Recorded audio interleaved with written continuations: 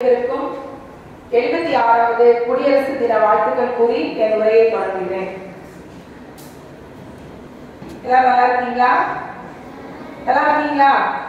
நம்மளை மட்டும் வர சொல்லிட்டாங்க அப்படின்னு உட்கார்ந்து இருக்கீங்களா? இல்ல இல்ல, சரி. இன்னைக்கு என்ன நாள்? குடியரசு நாள். ஆகஸ்ட் 15 ஒண்ணு கொண்டாடுறோம் இல்லையா நம்ம? அது என்ன நாள்? சுதந்திர நாள். ஓகேவா? ஆகஸ்ட் 15 அன்று நாம கொண்டாடுறது சுதந்திர தினம். இன்னைக்கு நாம ஜனவரி 26 அன்று நாம இன்னைக்கு கொண்டாடுறது குடியரசு தினம். இந்த ரெண்டுத்துக்கும் வேறுபாடு இருக்கு. நிறைய வாட்டி நீங்க கேட்டிருக்கீங்க. இருந்தாலும் இந்த தினத்துல இதை நினைவுபடுத்துறது நல்லா இருக்கும்னு நினைக்கிறேன். சுதந்திர தினம் அப்படின்றது நம்ம ஆங்கிலேயர்கள் கிட்ட 200 ஆண்டுகள் அடிமையா இருந்து அவங்க கிட்ட இருந்து நமக்கு விடுதலை கிடைச்சனால தான் நம்ம என்ன சொல்றோம்? சுதந்திர தினம் அப்படின்னு சொல்றோம். குடியரசு தினம் அப்படின்னா என்ன? நம்ம நாட்டுக்கென்று சட்ட திட்டங்கள் உருவாக்கப்பட்டு அரசியலமைப்பாக்கப்பட்டு அது நடைமுறைக்கு வந்த நாள் தான் நம்ம என்ன சொல்றோம்? குடியரசு தினம் அப்படின்னு சொல்றோம். இந்த ரெண்டுத்துக்குமே வேறுபாடு இருக்கு. சுதந்திர தினத்தன்னைக்கு யார் கொடி ஏற்றுவாங்க அப்படின்னு சொன்னா பிரதமர் கொடி ஏற்றுவாங்க. ஓகேவா? கீழே இருந்து கொடிய மேல கொஞ்சம் திக்கிட்டாங்க. நீங்க பாத்துருப்பீங்க, டீச்சர் சிஸ்டர் எல்லாம் பண்றது பாத்துருக்கீங்க இல்லையா? என்ன பண்ணுவாங்க? கீழே கொடி கட்டி வச்சிருப்பாங்க, மேல ஏற்றி அதை பறக்க விடுறது என்னைக்கு? சுதந்திர தினத்தன்னைக்கு. ஓகேவா? இன்னைக்கு என்ன பண்ணணும் அப்படின்னு சொன்னா நம்ம ஏற்கனவே சுதந்திரம் வாங்கிட்டோம், நம்மளுடைய கொடிய பட்டொலி வீசி பறக்க விடுறோம் அப்படின்றதுக்காக இன்னைக்கு மதிப்புக்குரிய சீஃப் கெஸ்ட் நமக்கு கொடி பறக்க விட்டுருப்பாங்க. என்ன பண்ணீங்க? கவனிச்சீங்களா? அது என்ன பண்ணாங்க? மேல இருந்து மேல கட்டி வச்சிருந்த கொடிய அவிழ்த்து பறக்க விட்டாங்க. ஓகேவா? அடுத்தது நம்முடைய தமிழ்நாட்டுல பாத்தீங்கன்னா கவர்னர் வந்து இன்னைக்கு கொடியை பறக்க விடுவாங்க. ஓகேவா? இது மாதிரி நமக்கு இந்திய நாட்டினுடைய டெல்லியில வந்து என்ன பண்ணுவாங்க? திருமதி திரௌபதி முர்மு இருக்காங்க இல்லையா? அவங்க வந்து என்ன பண்ணுவாங்க? இன்னைக்கு வந்து கொடியேற்றுவாங்க. ஓகேவா? இது மாதிரி ஒரு சில விஷயங்கள் இருக்கு. சரி, இந்த அரசியலமைப்பு சட்டம் நமக்கு உருவாக்கப்பட்டது இல்லையா? அப்படின்னா என்ன? இந்த நாள் நமக்கு என்ன? சுதந்திரம் அப்படின்னு சொன்னா இந்த நாட்டு தலைவர்கள் நிறைய பேர் நாம நினைவு கூறுவோம். நாட்டு தலைவர்கள் உங்களுக்கு எல்லாம் தெரியுமா இல்லையா? நாட்டுக்காக சுதந்திரத்திற்காக பாடுபட்ட சுதந்திர போராட்ட வீரர்கள் பத்தி உங்களுக்கு நம்ம நிறைய புக்ல படிச்சிருக்கிறோம், நிறைய டாக் கேட்டிருப்பீங்க, நிறைய நீங்க பார்வையிட போட்டியெல்லாம் போட்டு நடிச்சிருப்பீங்க, உங்களுக்கு தெரியும். சோ இன்னைக்கு நாளோட ஸ்பெஷல் என்ன அப்படின்னு சொன்னா நம்ம நாட்டுக்காக சில உரிமைகளும் கடமைகளும் நமக்கு கொடுக்கப்படும். அந்த உரிமைகள் என்ன, கடமைகள் என்ன அப்படின்றது 5th புக்ல எல்லாம் கூட இருக்கு நினைக்கிறேன். அந்த கிளாஸ் வரும்போது நீங்க அதை படிப்பீங்க. ஒரு சில விஷயங்கள் மட்டும் உங்ககிட்ட சொல்றேன். இப்ப நம்முடைய குடியரசு ஆன நாளுக்கு அப்புறமா நமக்கு சில தேசிய அடையாளங்கள் கொடுக்கப்படும். எல்லாமே உங்களுக்கு நிறைய தெரியும். நம்ம கேட்கும் போது நீங்க டக்கு டக்கு சொல்லணும். ஓகேவா? ஃபர்ஸ்ட் நம்முடைய அரசு என்ன அரசு அப்படின்னா மக்களாட்சி அரசு. அப்படின்னா என்ன? மக்களால் மக்களுக்காக மக்களை செய்யக்கூடிய ஆட்சி மக்களாட்சி அப்படின்னு சொல்லுவோம். அடுத்தது அரசாங்கம் அப்படின்னா பாராளுமன்றம் அப்படின்னு சொல்றோம்.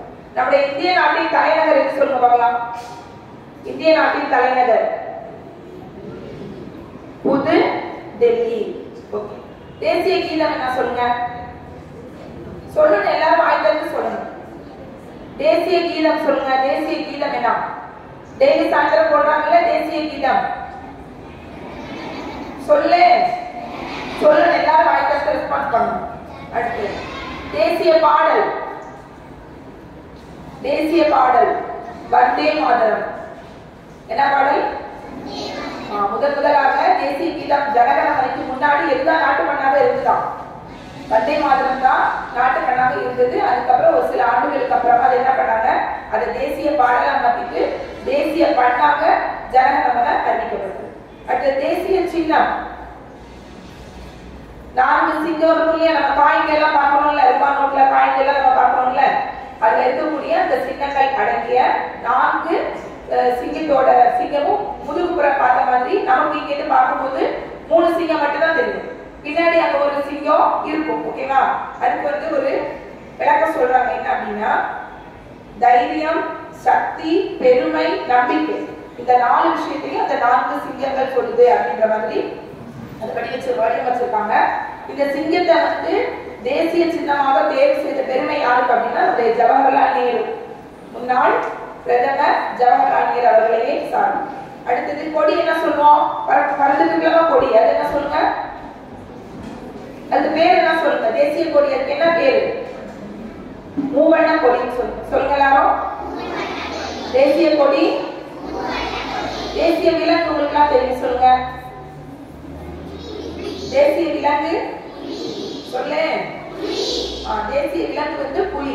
ஆனா அதுக்கு முன்னாடி இதெல்லாம் வந்து நம்ம 1950 ஜனவரி 26 நமக்கு குடியரசு நாளாக அறிவிக்கப்பட்ட போது இந்த எல்லா தேசிய அடையாளங்களும் வரல. அதுக்கு முன்னாடி 1969ல இருந்து 74 வரைக்கும் சிங்கம் இருக்கு இல்லையா? சிங்கம் தெரியும்ல? சிங்கம் தான் தேசிய விலங்காக இருந்தது. அதுக்கப்புறம் என்ன அப்படின்னு சொன்னா குஜராத் மாநிலத்துல மட்டும்தான் சிங்கம் அதிகமாக காணப்பட்டது. உலகளாவிய அளவுல வந்து சிங்கங்கள் அதிகமா இல்ல அப்படின்னு சொல்றதுனால என்ன பண்ணிட்டாங்க, 1974ல இருந்து என்ன பண்ணாங்க, தேசிய விலங்காக புலி மாற்றப்பட்டது. புரியுதா உங்களுக்கு? சரி, அடுத்தது புலியில வந்து 9 வகையான இனங்கள் இருக்குது. ஆசியா, நம்மளுடைய ஆல் ஓவர் இந்தியா நிறைய இடத்துல வந்து புலிகள் காணப்பட்டது. அதுக்காக என்ன பண்ணாங்க, தேசிய விலங்காக புலி அறிவிக்கப்பட்டது. இந்த 9 வகையான புலி இனங்கள்ல இப்ப எத்தனை இனங்கள்லாம் இருக்கு அப்படின்னா 6 வகையான புலி இனங்கள் தான் இருக்கு. 3 இனம் சுத்தமா என்ன செஞ்சிருச்சு, அழிஞ்சு போயிடுச்சு. இப்ப அதெல்லாம் சொன்ன டைம் ஆகும். அந்த அழிந்து போன 3 இனங்கள் தவிர மீதி 6 வகையான இனங்கள் இருக்கு. அது என்ன அப்படின்னு சொன்னா வங்க புலி, இந்திய புலி, மலேசிய புலி, சுமத்திர புலி, சைபீரிய புலி, தென் சீன புலி அப்படின்னு சொல்லிட்டு ஒரு 6 வகையான புலி இனங்கள் மட்டும்தான் இப்போ ஆல் ஓவர் தி வேர்ல்ட் உலக அளவுல இருக்கு. அதுக்கு என்ன பண்ணிருக்காங்கன்னா நிறைய இடங்கள்ல அழிந்து வரும் அல்லது அருகி வரும் உயிரினம் அப்படின்ற லிஸ்ட்ல புலியை சேர்த்துட்டு இதற்காக கிட்டத்தட்ட ஒரு 53 புலிகள் காப்பகம் அமைச்சு நம்முடைய தேசிய சின்னமான புலி பாதுகாக்கப்பட்டு வருது. ஓகேவா? அடுத்தது பறவை சொல்லுங்க. தேசிய பறவை மயில். தேசிய மலர் தாமரை. தேசிய மரம் தேசிய பழம் மாம்பழம். Very good. நாணயம். தேசிய நாணயம் நம்ம பயன்படுத்திட்டு இருக்கோம்ல, அதுக்கு என்ன பேர் சொல்லுவோம்? நோட்டாக பயன்படுத்தோம், காயினாக பயன்படுத்துறோம்ல, அதுக்கு என்ன பேர் சொல்லுவோம்? காசு சொல்றீங்க. அந்த பேப்பர் வடிவில் இருக்கிறது என்னன்னு சொல்லுவோம்? இப்ப அமெரிக்கால டாலர்னு சொல்றாங்க இல்லையா? ஒவ்வொரு நாட்டோட பணத்துக்கும் ஒரு பேர் இருக்கு இல்லையா? அதுல நம்ம என்ன சொல்லு? ரூபாய். என்ன சொல்லணும்? ரூபாய் அப்படின்றது நம்முடைய தேசிய நாணயத்தோட பேரு ரூபாய். உங்களுக்கு தெரியும் 10 ரூபாய் 20 ரூபாய் தெரியும், நம்ம யூஸ் பண்ணிட்டு இருக்கோம் வேர்டு. பட் அதை பர்டிகுலரா கேட்கும் போது சொல்ல தெரியும். ஓகேவா? அடுத்த நதி சொல்ல பார்க்கலாம். தேசிய நதி கங்கை. Very good. தேசிய விளையாட்டு கபடி. தமிழ்நாட்டோட மாநில விளையாட்டு தான் கபடி. அது புக்ல இருக்கு, போர்த்து புக்ல இருக்கு, சொல்லிருக்கீங்க. தேசிய விளையாட்டுமா ஹாக்கி. ஓகேவா? ஒரு ஸ்டிக் ஒன்று வச்சுட்டு பால் வச்சுட்டு பண்ணுவாங்க இல்லையா, பாத்துருக்கீங்களா? ஹாக்கி. அடுத்தது நீர்வாழ் விலங்கு.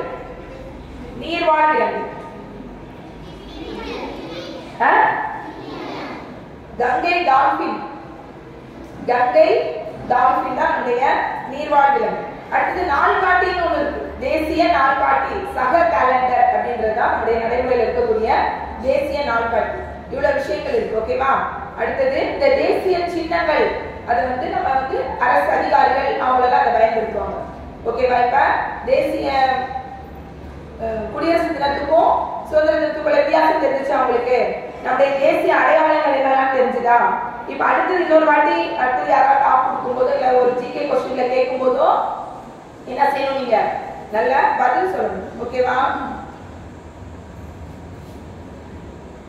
அடுத்தது நம்முடைய அரசியல் அமைப்பு சட்டம். நம்ம இன்னைக்கு ஃபாலோ பண்ணிட்டு இருக்கோம் இல்லையா? நம்ம இதெல்லாம் நம்ம செய்யணும், இதை செய்யக்கூடாது அப்படின்னு நமக்கு நம்ம நாட்டுக்கு சில சட்டத்திட்டங்கள்லாம் இருக்கு. அது என்ன தெரியுமா உங்களுக்கு? சில கடமைகள்லாம் இருக்கு. இப்ப தேசிய கீதா பாடுது, அப்ப நம்ம எப்படி நிக்கணும்னு சொல்றோம்? தேசிய கீதா பாடுவது எப்படி நிக்கணும்? நேரா நிக்கணும். தேசிய சின்னங்களுக்கு மதிப்பு கொடுக்கணும்.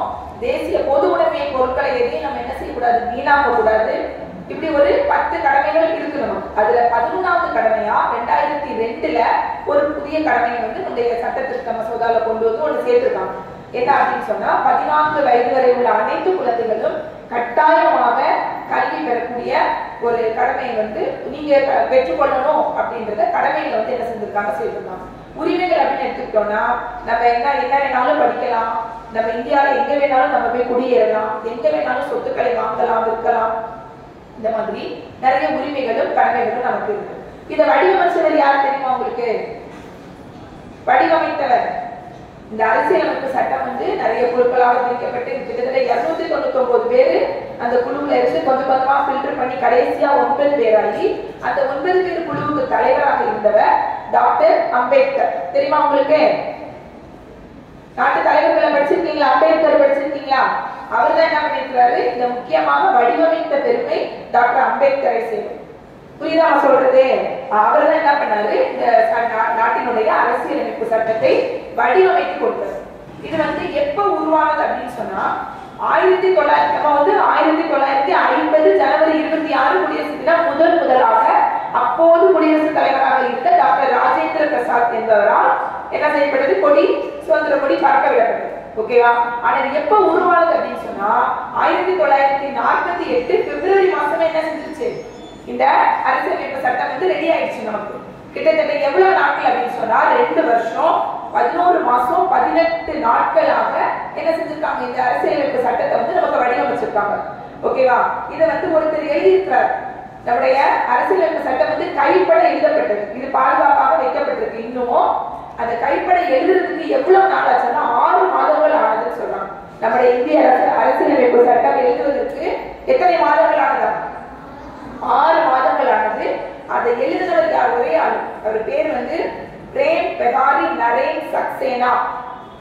பிரேம் பெகாரி நரேன் சக்சேனா அப்படின்றவர் என்ன பண்ணிருக்காரு, 6 மாத காலம் எடுத்து என்ன பண்ணிருக்காங்க, இந்த அரசியலமைப்பு சட்டத்தை வந்து அவர் கைப்பட எழுதியிருக்கிறார். ஓகேவா? இந்த மாதிரி ஒரு சில தகவல்களை உங்கள் முன் பரிமாறிக்கொள்வதற்கு எனக்கு வாய்ப்பளித்த தலைமை ஆசிரியருக்கும் ஆசிரியர் பெருமக்களுக்கும் நன்றி கூறி விடைபெறுகிறேன். அனைவருக்கும் 76வது குடியரசு தின வாழ்த்துக்கள். நன்றி.